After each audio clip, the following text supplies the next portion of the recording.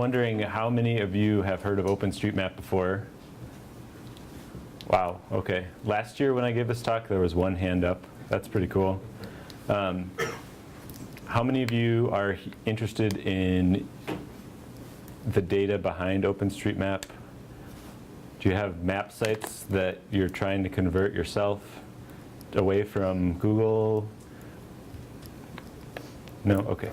Well, I'll just go over OpenStreetMap. This is who I am. I am Ian Dees. I'm on Twitter at Ian Dees. Feel free to follow me. Sometimes I talk about OpenStreetMap. Actually, I talk about it a lot. Or you can email me if you guys have any questions that I don't cover here. I am currently down in Chicago because I just came off of working for the Obama campaign. But I like it up here a lot, so I came up here. I was previously at Digital Cyclone down the road in Eden Prairie. So if you guys have a laptop, it would be awesome if you could go to ideditor.com and we can, I'll demo it and you guys can create your first edit. So OpenStreetMap is a GeoWiki, which is a fancy word for the Wikipedia of maps. Basically what that means is anybody can edit the map. They can create or change data willy-nilly. You can add your own business. You can add a road that doesn't exist. You can delete a road that was demolished. You can delete a building that was demolished, for example. It's run by this organization named OpenStreetMap Foundation over in the UK. They take all the money and funnel it into basically server resources to keep the thing running. Over here in the US, there's an organization that has started in the last 2 years or so to promote OpenStreetMap here in the US. And that's at openstreetmap.us. Later this year in June, there's a OpenStreetMap US event in San Francisco. If you guys are out there, might want to check that out. One of the questions that we're getting asked a lot, but a lot less actually nowadays, which is interesting, but why in the world do we do this? The reason we do this is because of historical reasons. Back in 2005 or so, there was no open data outside of the US for geographical, there was no open geographical data outside of the US. The US Census Bureau is pretty unique in the world for releasing cartographic information for free.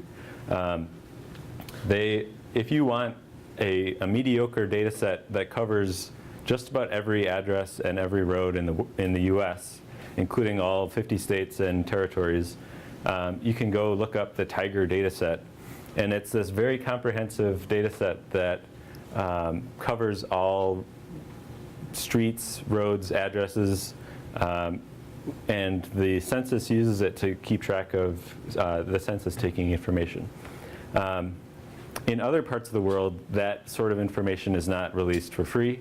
Here in the US it is because it was produced by the federal government. So because of that distinction, this guy named Steve Coast over in the UK decided to create a free and open data set for the world's map. And he started out over there by collecting a bunch of GPS traces with his little Garmin handheld thing, uploading them to his website that he created in Rails or something. And using that GPS data, he traced roads in this data model. And that was 7 years ago or whatever. And now we have a complete map of the world, basically, that thousands of people have contributed to.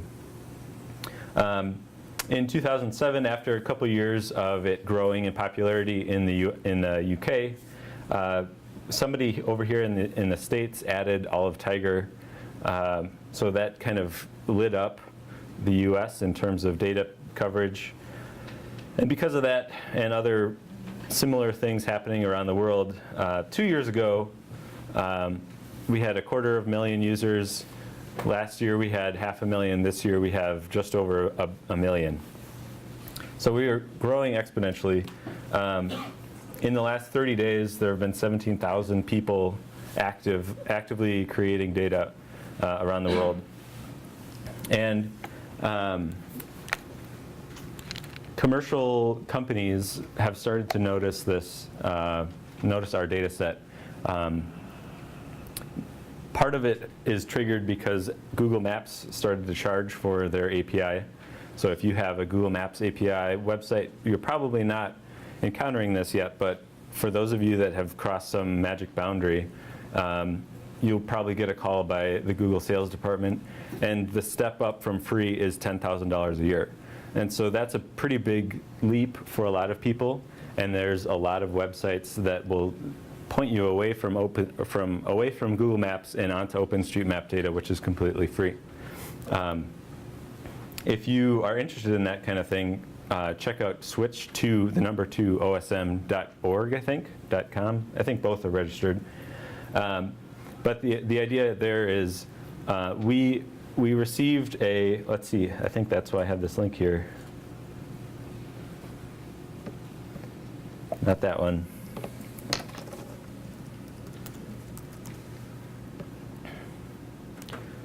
So this is the number of registered users since we started, basically.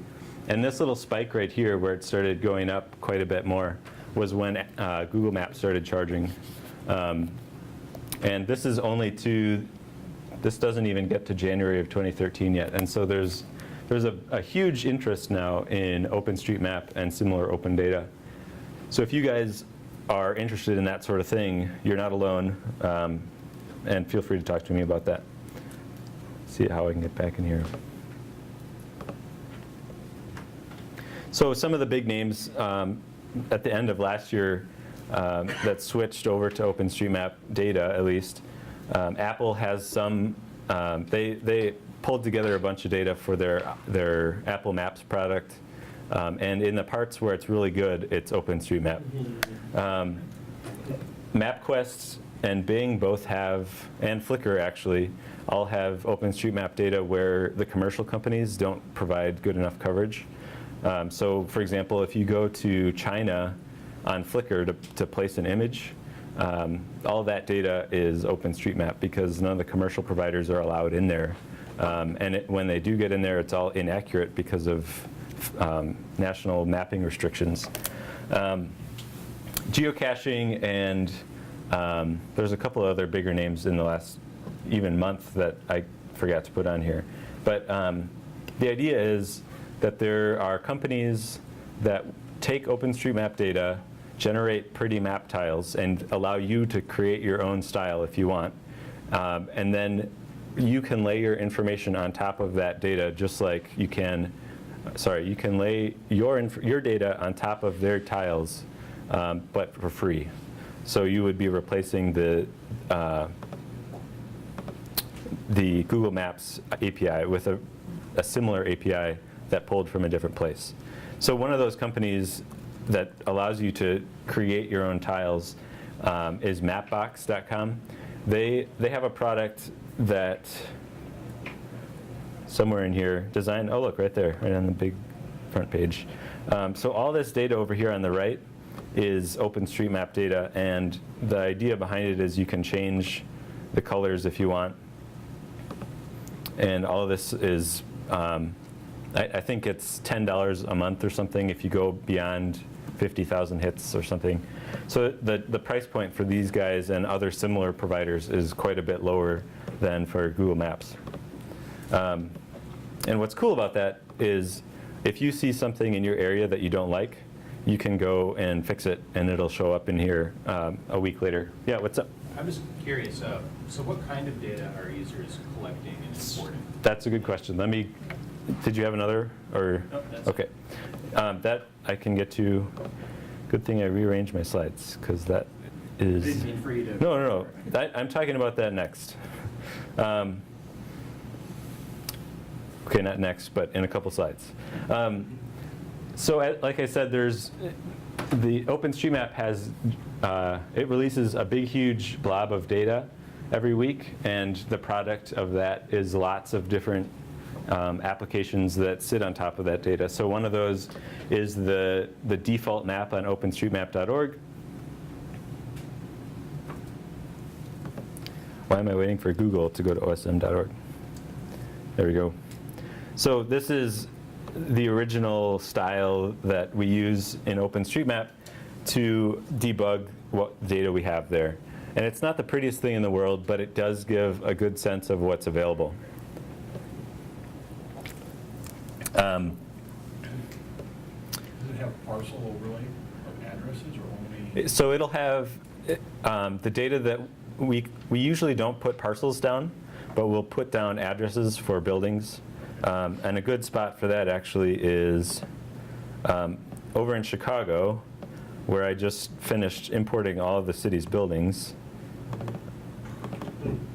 So each of those little numbers there is an address on the building.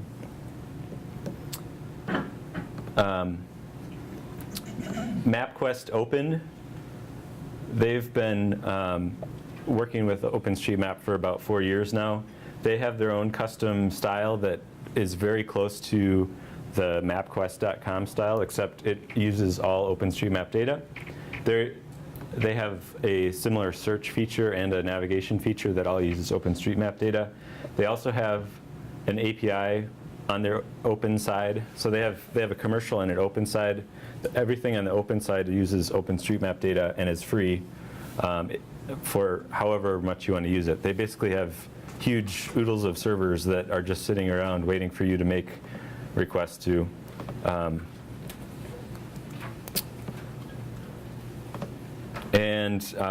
We also take the data using the addresses that I was just mentioning and allow you to do plain text searching like you would do on the Google Maps page, where you can just type in a string of text and it'll do its best to find that spot. So here I did a search for Best Buy headquarters, and it found the building that we're in right now. And all of this is based off of the same dump of data. Other people have created things like 8-bit cities. So this is a rasterized version of New York. And I think they used to have one for Minneapolis, but I think they got rid of it because it was getting old. For those of you that use the BikeShare up here, this is a map that was created off of OpenStreetMap data and is updated every 5 minutes or so with real-time bike data. What's the website for that? Oh, yeah, sorry. Bikes.oobrien.com. And this guy is over in the UK, and he finds all of the BikeShare cities and then collects all their data and puts it into this website and allows you to do visualizations about historical performance and how balanced the BikeShare is. So for example, you can see here this station is locked because they haven't put any bikes in it yet. On a nicer day, this would be more active, for example. You could see stations where there weren't any bikes available. This company called Stamen, they use OpenStreetMap data a lot. They have these cool tiles that you can use for free. One is called Toner, which is really nice to print because it's just black and white, and it has it just uses, you would print it on your laser printer. This one is really pretty. Watercolor, they do a whole lot of post-processing with the data to make it look like somebody painted. And then this terrain one is designed for using on your phone while you're out hiking or something. And then of special interest to me, because I just did the buildings in Chicago, is this one called OSM Buildings. And the idea here is they're using CSS transforms to build 3D buildings off of OpenStreetMap data. So this is downtown Chicago. They have a fancy little tool here where you can pick the time and the shadows move. So there was a time earlier this year where the shadows lined up perfectly with the blocks. And so you could line that up like right about there. And so so it actually worked and is correct. And then this one is kind of cool. The guy behind this used to work at Stamen, and he's trying to make it easier for people to use vector tiles to make it easier to render on a mobile device. So all this stuff that I've talked about so far has been 256 pixel square images that get loaded behind your data. But this is an actual, this line right here, this road of rainbow, is actually a vector that gets loaded into OpenGL, WebGL, and rendered with a special shader. And so the data payload is a lot smaller, and it renders a lot faster because it uses your GPU. My favorite part about this is if you wait long enough, the roads start to wiggle, and it makes you think that you're going crazy. So one of the coolest things about the OpenStreetMap data, though, is that not only does it have maps, but you can use it for other purposes. So one of the things that a lot of people do is load OpenStreetMap data onto their GPS device. There's a program that will convert a blob of OpenStreetMap to a Garmin format, and you can put it on an SD card, put it in your Garmin Nuvi or your GPS map, whatever, and it will load it up and use it as the base map layer for the while you're navigating. And so that's pretty cool when you're in an area that doesn't have NavTech coverage. But one of the better uses for it was that when the Haiti earthquake happened in 2010, a bunch of first responders loaded up OpenStreetMap data and flew it over there with them and used it to find roads that they could, I don't have that cool map. They could, so before everybody went over there, right after the earthquake happened, 100 or so OSM mappers went in and mapped all the bridges that were out care of free satellite information, and also mapped all the roads and all the hospitals and the water spigots and all that kind of disaster-related information. That ended up in a data file that got on this guy's GPS, and he wrote a big, huge thank you that this was incredibly useful. This got us from point A to point B. There was no other data available. And so that was a shining moment in OpenStreetMap's history. A similar thing happened for the Fukushima earthquake in Japan. And there's a whole organization in OpenStreetMap called HOT, Humanitarian OpenStreetMap Team, and they will respond to disasters, floods, fires with free and open map data. And if it's not there, they'll go in and map it. They'll look for free satellite data to make the map better. They'll send people out there to collect data if they need to. So there's a lot of different ways that you can edit the data. There's 5 editors now. The most recent one is the one I had you guys go to if you had a laptop, ID editor. This one came out in the last 6 months or so. Somebody got that Mattebox company got a Knight Foundation grant to create an editor that would improve the amount of people adding data to OpenStreetMap. And they just released their beta last weekend. So I encourage you guys to go to ideditor.com and try it out. In fact, let's do that right now because it's really fast. So I noticed some of you guys trying this on your iPad. They're shooting for a mobile supported release, but it only works in Chrome and newer versions of Firefox right now because they're doing all sorts of crazy stuff with D3 and some HTML5 craziness. So here is the Best Buy headquarters. All this is rendered in browser. There's 3 different modes up here that you can pick. Let's draw this building, for example. So you click once to start a line, and you can see this line dangling out. And as you click around, it creates an area. I'm not going to follow that corner there. That's too much work for me right now. And then you double click to finish it. And then when you do that, you get a list of presets to pick from. And there's a search box. So that looks like a building of some sort. Click on that. Over here, you can put in a name if you know it, the number of levels or floors, and then an address if you know the address. And then there's a bunch of other options down here. When you click on one of those, it folds open a little pane.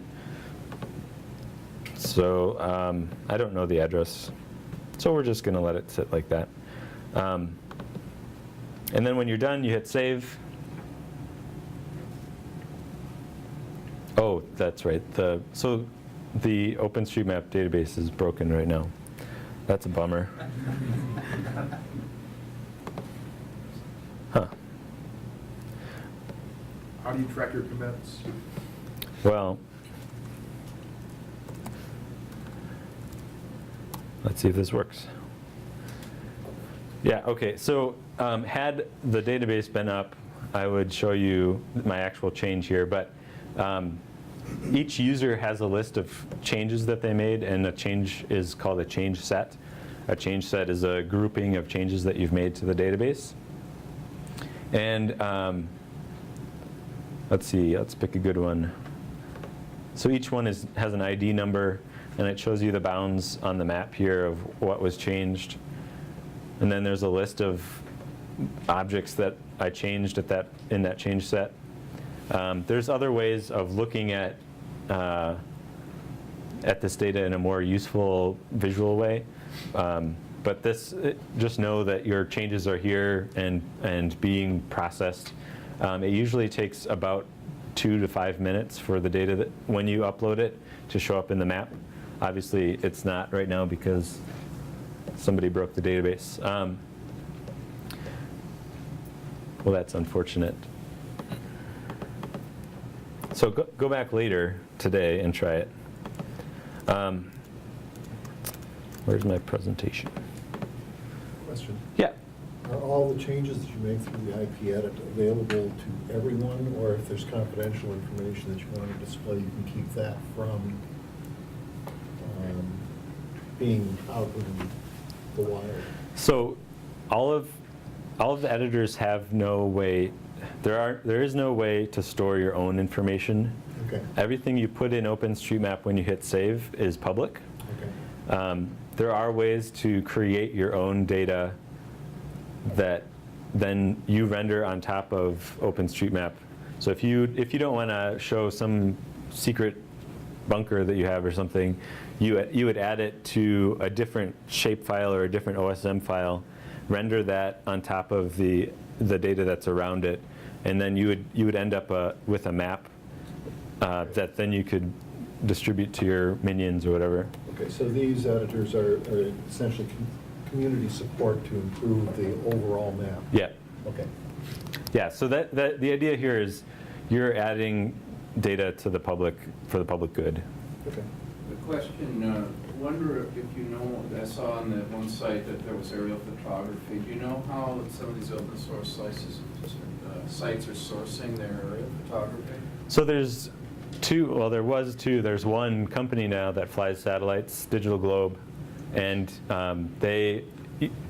we'll talk to them and ask them nicely if they can give us imagery. Sometimes, like in the case of Haiti, there was no, so this is kind of harsh, but there wasn't anybody there that would buy it, so they gave it away for free. In other parts of the world, they charge $2,500 a square a plate, which is like a city size. So usually we have to pay for it. Bing, for example, they set up a special license agreement with us to let us use their satellite data for tracing map data. And Yahoo used to have satellite data of their own that we would use. So there's various agreements that we have over the course of the project that let us use their data. Yeah? What kind of license is used for the project? So we used to use Creative Commons by SA, but we switched because CC by SA it doesn't apply to data in countries like the US where there's no data copyright. So there's this whole big, it took us 4 years to change. But we use Open Database License right now, which is similar to the GPL but for data. So the idea is it has a share alike, which means if you guys make a change to the data and then release that data, it needs to also be under that license. But if you make a change to the data and keep it to yourself, I don't think that it's required. I'm not an expert on that, but it's a fairly unique license because the OpenStreetMap project is a data project, not a source code project. Any other questions? How am I doing on time? I don't remember when we end. 10-2? 10-10 it says. Oh, okay.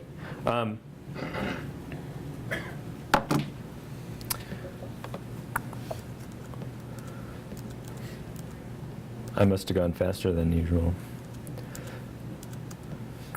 So I move this stuff towards the end because it's not as interesting and I talk too long. But one of the problems that a lot of people ask about, and it's interesting that nobody's asked about it yet, is how do we deal with vandals and vandalism? Previously, the reason I say it's interesting is because a lot of people would doubt OpenStreetMap's credibility because so many people, it's crowdsourced, and so many people are contributing their own information to it. And a map is something that you think of as authoritative, and if you trust it too much, you end up in a pond or something because the road dead ends or something.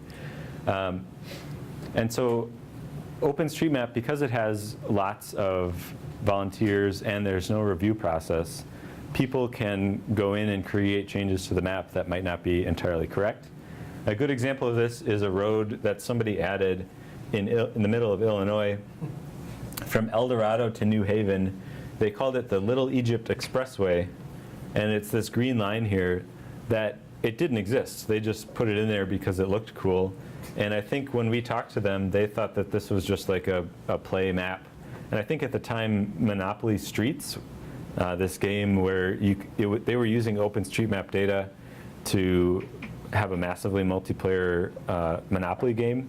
They were using OpenStreetMap data and pulling in live updates. So I think this person was trying to create a road that was really expensive and they could build their buildings on and make lots of money. Anyway, we noticed this and oh, that was supposed to be a link. We noticed it, good golly, and now it's gone. We asked the person to not, wow, what happened there? So now it's just the correct US 45 to 141. We have ways of detecting changes that are wrong. Did this fall? No, okay. But they're not very good, so try your best to not screw up the map. If you ever feel uncomfortable making changes to the map because of that, I think you should just do it and then wait for somebody to fix it behind you. That's kind of what Wikipedia did before they got really popular. Anybody could make changes and they weren't reviewed. There was no, there was a bot squad that would go through and look for suspicious edits. And we're kind of getting to that point too in OpenStreetMap. Now Wikipedia has thousands of people reviewing your changes, and we're kind of getting to that point as well. And in fact, if I have an IRC channel here that tells me whenever somebody new starts to edit. So somebody in Hawaii just started editing and I can see what change they made. It looks like they added, oh look, it's a company, Vacation Rentals. They added their 2 buildings. So that's one of the ways we watch for edits. Are there anything like nefarious, like with Wikipedia, you have a strong motivation to go and vandalize it or, make yourself look awesome or something like that. Is there anything in OpenStreetMap besides some silly game? Well, that would encourage someone to. So, political boundaries. Yeah, countries like this belongs to me, not you. right, yeah, there's, I think, for example, Jerusalem has had an edit war on it for years now because, so on the default map, when you go to openstreetmap.org, the name for a city that shows up here is on an element called name, and then there's different name elements for different languages. And so the point for Jerusalem, the city, doesn't have a name tag because the community around it can't decide which name is the correct name, which language they should use. And so we're forcing everybody to pick the language that they care about. So the name in 50 different languages for the city of Jerusalem is there in different data points, but the default name isn't set. So that's kind of, that was so the edit war was going back and forth on the name, the default name, and we said that's enough, just force the data consumer to pick which one they want. So we have things like that that are very important regionally, but globally they're not that important. So we don't really have a huge problem with vandalism that we know of.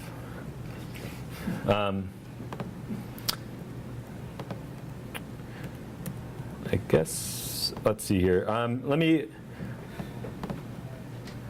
So like I said, the data comes in as a big, huge XML blob. The one that was created a week ago is 27 gigabytes bzip compressed. It's just a big, huge XML file. Most of the tools that use it that will parse it when they stream. Sorry, they'll stream parse it, so they don't have to load anything in memory. There's other extracts of the data available. Planet file last year, remember? 19, I think. So it's gone. Yeah. Where is that growth happening? So a lot of that growth is happening in Europe, and also here, but mostly in Europe. So over in Germany, there are several cities that are done, like they are completely mapped. I moved over too far here. For example, in Berlin, people are getting bored, and they're starting to map benches and trees. So each of those green dots is a tree. And I don't think they render it on here, but there's probably benches in there. Up here in the upper right, on the default web page, there's, it's not going to work because the API is down. But, oh, there it goes. There's 4 different rendering styles that you can pick from, and then this tick mark at the bottom lets you see the data behind the images. So for example, I can click on this dot here and see that it's a tree, or this lake here and see that it's a water. That's pretty exciting. So this gives you an idea of what kind of data is behind it. This On that link, what? it looks like it had a bridge going over it, but when you clicked on it, it only had like the one polygon, and then the other side of the lake must have been the other. Yeah. So there's Like kind of layers on that the bridge would cross both, and it would be the top layer. And then, So I think whoever did this kind of, maybe there's actually land there. Okay. They're kind of picky about it, so I imagine there's actually land there. But you can draw lines over each other. There's no, the data model is very simple, and the data model doesn't have any guarantees about how things are connected. So you could draw a line that self-intersects dozens of times. You could draw a polygon that is incorrect, that folds in on itself. So And there's just basically one layer. yeah, one layer. And this, I just closed it, didn't I? A lot of what people are doing now is pulling that one layer apart into different layers that people can modify and render their own way. There's one layer, is there any determine what gets displayed first if there's overlapping polygons? Yep, so the rendering style that draws this map, for example, gets to pick what style, what part of the map, what part of the data gets shown first and in what order. Mattebox, the company I was talking about before, who I'm not getting paid by the way, they just make really cool stuff. They have this product called Tile Mill, which will consume geodata and spit out really nicely designed maps. This gives you an example of what a styling language looks like. It looks a lot like CSS. Let's see if I can make that bigger. Nope. So for example, you can see here that at different zoom levels, they draw the outline of the water and the inside of the water in different colors. There's several different layers, and the order in which they're on this selector here decides which one gets drawn first. So the idea here with OpenStreetMap is lots and lots of people create data of any sort. A lot of people, you mentioned parcels. Some people like benches, some people like trees, some people like buildings. It all gets put into OpenStreetMap.org. OpenStreetMap.org creates a dump file. Dump file gets styled and manipulated in various ways to create data like this, to create search tools, to create Garmin shaped document files. So anytime you make an edit to OpenStreetMap, you're improving all those tools that sit on the other side of the data blob. And anytime you create a tool that sits on that side of the data blob, you get the benefit of all these people editing to it. Whereas with Google Maps, Navtech, and all those other places, you get to edit one map and one product on the other side. So that's why OpenStreetMap is better, and you guys should use it. Thank you.